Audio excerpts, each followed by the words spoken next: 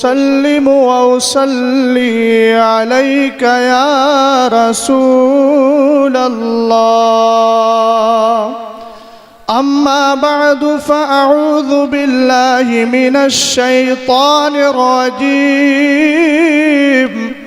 بسم الله الرحمن الرحيم هو سماكم المسلمين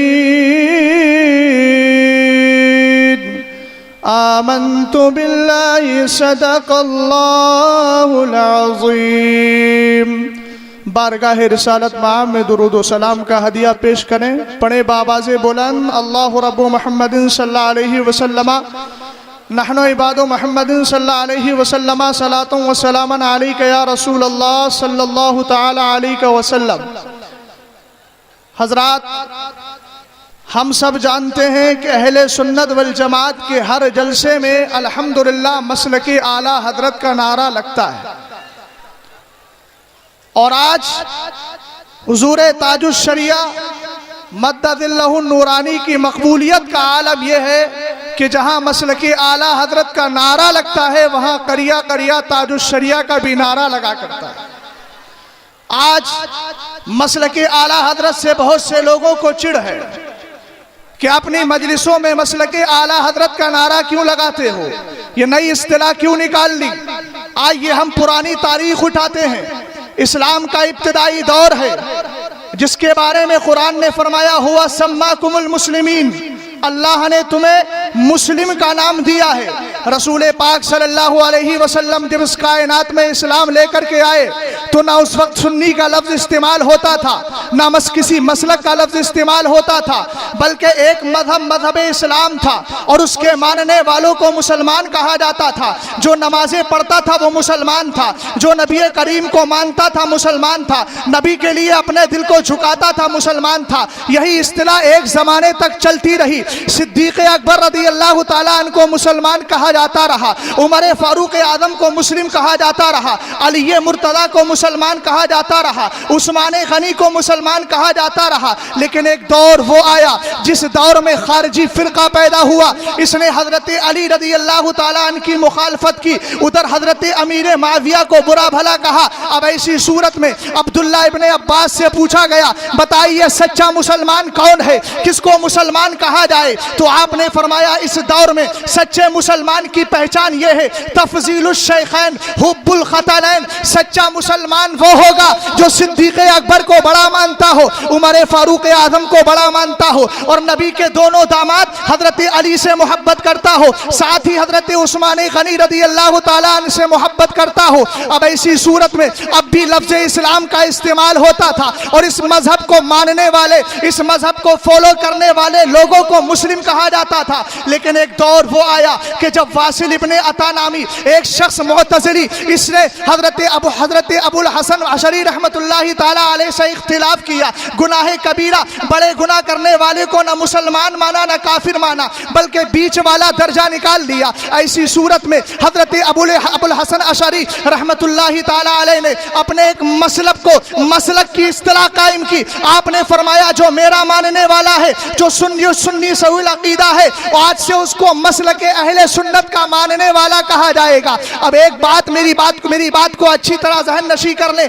ایک مولوی نے کتاب لکھی، کہنے لگا کہ تم اپنے آپ کو آج مسلک اعلیٰ حضرت کے نام سے پہچانواتے ہو، تم نے اپنے آپ نے لیے مسلک اہل سنت کا نعرہ چھوڑ دیا ہے، اس لیے تم دیوبندیوں کو یہ نام لینے کی اجازت دے رہے ہو. میں پوچھنا چاہتا ہوں اگر آج ہم مسلک اعلیٰ حضرت کا نعرہ لگاتے ہیں تو تیرا کہنا یہ ہے کہ تم نے اپنے آپ کو مسلک اہل سنت کا نعرہ نہ لگا کر دیوبندیوں کو یہ اصطلاح اختیار کرنے کی اجازت دی ہے. میں پوچھنا چاہتا ہوں جب اسلام کا لفظ لگتا تھا، جب مسلم بولا جاتا تھا، ہمارے مذہب کے لیے لفظ اسلام استعمال ہوتا تھا، تو ابو الحسن عشری نے نئی اصطلاح قائم کیوں کی؟ کیا ضرورت تھی اس اصطلاح کی؟ پتا چلا کہ جب اسلام کے ماننے والوں میں گمراہ بددین بھی پائے جائے تو ایسی صورت میں ایسی اصطلاح قائم کرنا ضروری ہوتا ہے، ایسی اصطلاح قائم کرنا لازم و ضروری ہو جاتا ہے جس سے گمراہ نکل جائے اور صحیح لوگ رہ جائے، جس سے ڈپلیکیٹ نکل جائے، پیور مسلمان رہ جائے، سچے مسلمان رہ جائے۔ اب اس کے بعد میں یہی اصطلاح چلتی رہی، مسلک اہل سنت والجماعت لوگ اپنے آپ کو کہتے رہے، ہم بھی کہتے رہے، ہمارے علماء بھی کہتے رہے، لیکن ایک دور وہ آیا کہ جب رسول پاک کے ناموس پر حملہ کیا گیا، کسی نے کہا نبی غیب نہیں جانتے، کسی نے کہا رسول پاک معاذ اللہ خدا کے سامنے چمار سے بدتر ہے۔ اب بتائیے، وہ بھی اپنے آپ کو سنی کہہ رہے تھے، ابو الحسن ندوی اپنے آپ کو سنی کہتا ہے، رشید احمد گنگوہی سنی کہتا ہے، اشرف علی تھانوی سنی کہتا ہے۔ اب بتاؤ، یہ سب فرقے اپنے آپ کو سنی کہتے چلے جا رہے ہیں۔ دیوبندی سنی کہتا ہے، جماعت اسلامی والا سنی کہتا ہے، وہابی سنی کہتا ہے، پہچان کیسے کرو گے؟ اس لیے ضرورت تھی کہ ایسے دور میں ایک ایسی اصطلاح قائم کی جائے جس اصطلاح کو ذکر کرنے کے بعد پتہ چل جائے نبی کا غلام جا رہا ہے، رسول پاک کا دیوانہ جا رہا ہے۔ اور جب ہمارے علماء نے غور کیا، غور و فکر کرنے کے بعد اگر کوئی شخصیت ملی تو وہ امام اہل سنت کی شخصیت۔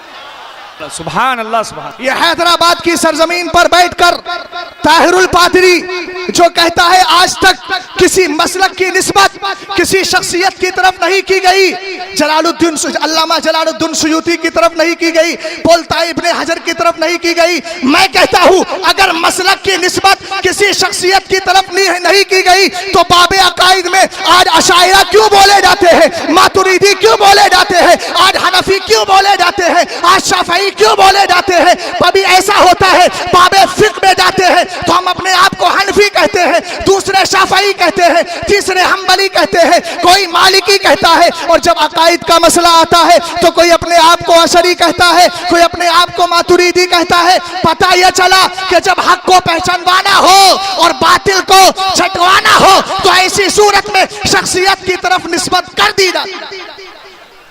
اور دوسری بات یہ ہے، ممبئی کی سرزمین پر بیٹھ کر یہ بولنے والا بولا قبر میں مسلک کے بارے میں نہیں پوچھا جائے گا۔ میں کہتا ہوں مسلک کے بارے میں ہی پوچھا جا رہا ہے۔ لفظ کے بدلنے سے حقیقت نہیں بدلتی، لفظ کے بدلنے سے حقیقت نہیں بدلتی ہے۔ پہلے حج چلتا تھا، آج اسی کا نام ووڈافون رکھ دیا گیا۔ آپ سن رہے ہیں توحید نیٹ ورک کی اسلامک آواز قائم کر دیا گیا۔ بتائیے کیا نیٹ ورک نے اپنا کام کرنا چھوڑ دیا؟ کیا میسج سینڈ نہیں کیا جاتے؟ کیا اس سے نیٹ کا استعمال نہیں کیا جاتا ہے؟ پتہ یہ چلا نام بدلنے سے حقیقت نہیں بدلتی ہے۔ اگر کوئی دیوبندی ہے اپنا نام تبلیغی جماعت رکھ لے تو اس کا مطلب یہ نہیں ہوتا وہ صحیح ہو گیا، غلط ہے، آج بھی غلط ہے۔ تو میں کہتا ہوں جو ہم نے حدیث میں پڑھا ہے کہ رسول پاک فرماتے ہیں قبر میں پوچھا جائے گا ماں دینوں کا، تیرا دین کیا ہے؟ یہی وہ دین تھا جو رسول پاک کے زمانے میں اسلام کے نام سے یاد کیا جاتا تھا۔ ابو الحسن اشعری کا دور آیا تو اسی کو مسلک اہل سنت کہا گیا، اور جب بریلی کے امام کا دور آیا تو اسی کو مسلک اعلیٰ حضرت کہا گیا۔ اور آج بھی الحمدللہ ہم جانتے ہیں مسلک اعلیٰ حضرت کیا ہے۔ مسلک اعلیٰ حضرت وہ ہے جو کہتا ہے دشمن احمد پہ شدت کیجئے، ملحدوں کی کیا مرفت کیجئے، غیظ میں چل جائے بے دینوں کے دل، یا رسول اللہ کی کثرت کیجئے۔ مسلک اعلیٰ حضرت کیا ہے؟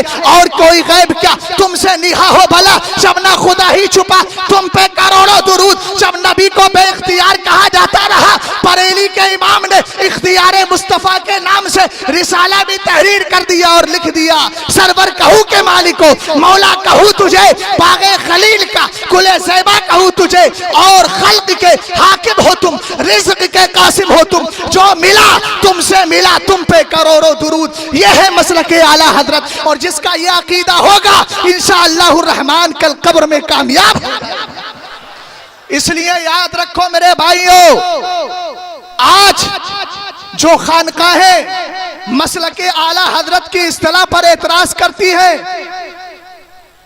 ایک بات میں آپ کو بتا دوں، حضرت عبداللہ ابن عباس نے فرمایا تھا اہل سنت کی پہچان کیا ہے؟ توجہ، تفضیل الشیخین، چونکہ اس وقت شیخین کے اوپر حملے ہو رہے تھے، حب الخطرین، نبی کے دامادوں سے مخالفت کی جا رہی تھی تو تائید کرنے والے عبداللہ ابن عباس تھے.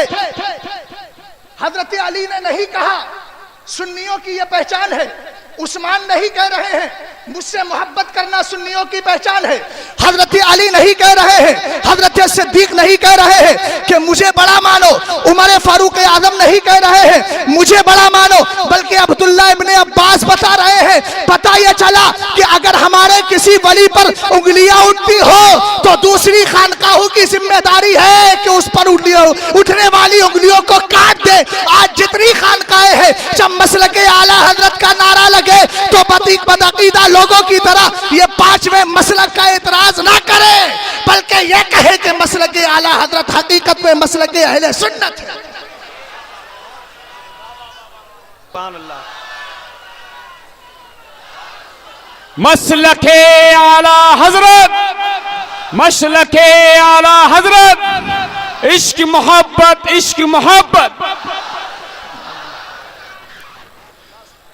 حضور شاہ محمد شیر میاں نے بھی فرمایا تھا اپنے دور میں کہ آج کے دور میں اگر سچے سنی سعود عقیدہ مسلمان ہونے کی پہچان کرنا ہے تو اعلیٰ حضرت کی کتابوں کو اٹھا کر دیکھو.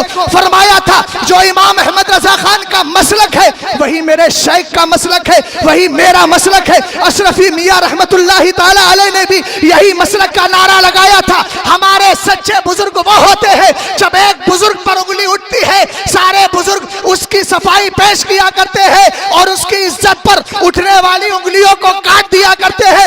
اس لیے میں اسے عرس رضوی کے ذمہ دار اسٹیج سے ہر خانقاہ والوں سے اپیل کرتا ہوں کہ ہماری محبت, ہماری سنیت, ہمارا عشق اور ہماری محبت کا تقاضا یہ ہے کہ جب بریلی کے امام پر انگلیاں اٹھے تو ہم ان کو کاٹ دیں اور احمد رضا خان کی حمایت کرتے ہوئے نظر آئیں. السلام.